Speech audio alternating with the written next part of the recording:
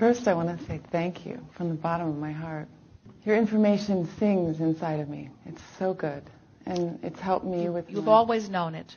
Yes. We're just reminding you. Yes, it feels like that. Yes. And so I have these questions, and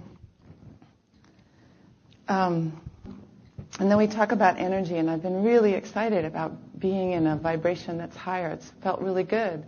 And then my experience with my children's father is so hard, because I'm going like this way up high, and I'm feeling really good, and I almost feel like that he doesn't mean to, but he comes into my experience in different ways and wants me back where I belong in a particular way. And we have. Well, here's the thing that's interesting about that.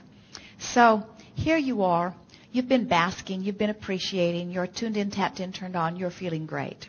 And he comes into your experience not because law of attraction is naturally putting you together, but because you have some agreement that no matter what, you're going to do this. And so he walks into your experience. And if you were allowing law of attraction to orchestrate all of your rendezvous, he probably wouldn't even be there, because you're vibrating in a happier place than he is vibrating. But because you have this agreement, he comes into your experience. So now you have two. It's sort of like going to school or going to jail. You're sort of trapped in there with people that are not natural to your experience. It's not who you would hang out with if you had all of the choice factors in your what feels like your control. So here you are. You're feeling better. He's not feeling so good, and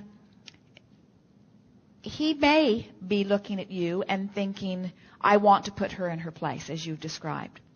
And even if he's doing that, he could be thinking, "I hate her guts. I want her dead. We're being as bad as any of you could ever be."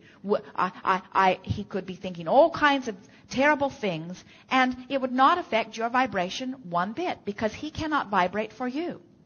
But as you then look over at him and you say, "Oh, I think he thinks this," now you have chosen the vibration.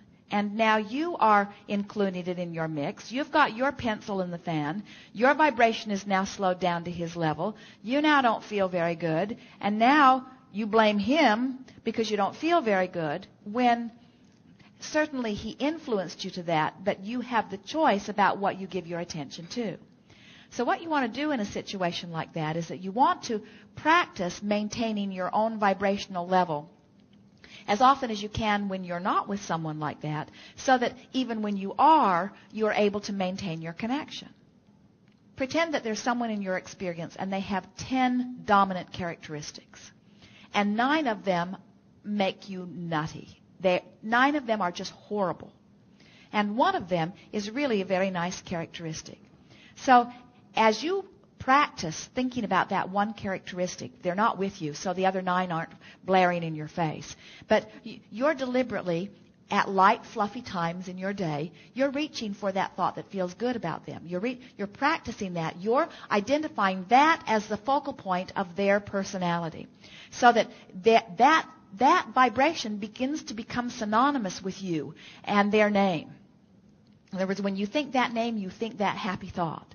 So that now that's where your vibration is. Now this person walks into your experience, and you have established this vibration about them. It has become familiar to you. You've practiced it. You've pretended it. It's who they are to you. It's who they are to you. It's who they are to you. It's not who they are to themselves, because 90% of them may be something else to them and to everyone else. But to you, that's 100% of who they are. So when they come into your space, law of attraction says you must get that from them, because it's law of attraction. It's not law of assertion. They cannot assert the other 90%. They cannot assert one of those other bad points into your experience, because you are not vibrationally there. You've practiced the other so much that you left those other behind, you see. So then they have 2 choices.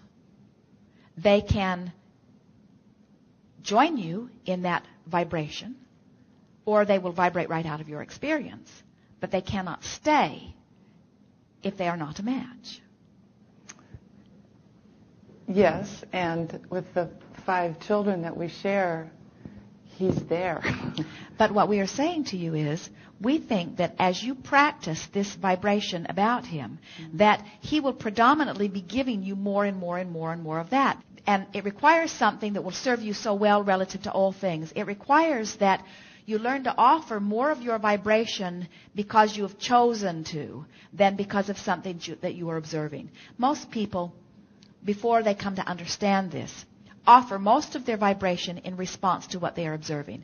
So they observe that behavior, they offer a vibration that matches it. They observe that behavior, they offer a vibration that matches it. So their vibration is sort of a jumble, and that's why people feel powerless. It's also why people think that if he would just change his behavior, my life would be better. And they're right. If he would act differently, then they would observe differently, then they would feel differently, then they would vibrate differently, then they would attract differently.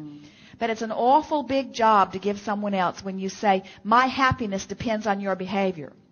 Because there aren't very many of them that are willing to change their behavior for your happiness. And even if you can get one to do it, there's going to be another and another and another. That's a trap that you can never get out of, you see.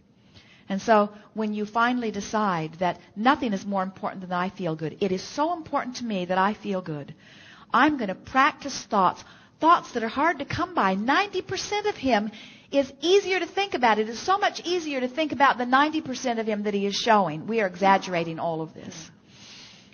But I want so much to feel good that I'm going to exercise what true unconditional love is.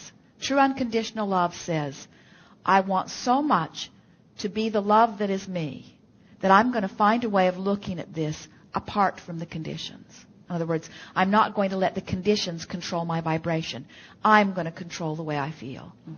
By selectively sifting and by practicing the thought. So, play the game. Get a notebook and write across the front of it, my book of positive aspects. And on the front page, first page of the book, write his name. And then sit determined that you are going to write a handful of positive aspects. And we know it is your nature. You are an uplifter to the very core of your being. It's easy for you to find things of a positive nature, even from someone who often displays the opposite. In other words, write a positive aspect and then try to fill it in mentally. Try to think of examples of it that you've seen in your life experience, and try to remember how you felt as you witnessed it. And feel appreciation. Even if it was a spattering that only happened once a long time ago, milk it and find the feeling place of it, because it connects you with that aspect of him, and more importantly, it connects you with your source energy at the same time.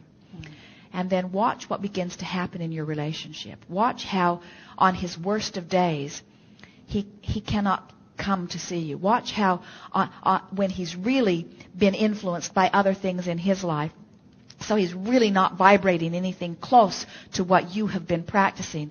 Watch how the manager orchestrates it so that he doesn't show up in your experience. And watch how on the very best of his days, he makes it into your experience. You see, because a relationship is an eternal thing. Long after divorce, long after all decisions, the relationship still exists, you see. I wanted to talk about this earlier as we were talking about the subject of death. You have these influential experiences with people. And while they're at work or long after they've left you, or even though they may not still physically be focused, very often you're offering a vibration about them even though they're nowhere near you. We are not trying to get you to have specific thoughts about anybody. We're just wanting to show you how, by choosing the thoughts that you do have with one criteria only, which is, how does this thought feel? You can learn how to allow source energy no matter what. And when you get to that place, now you are in creative control of your experience. You move through traffic beautifully. You always attract that which is a vibrational match to what you're wanting everywhere you go. It's as if you have an entourage that is preceding you, that is pre-paving your path to align everything to always be a perfect vibrational match with what you are wanting. You see. Good. Thank you. Indeed.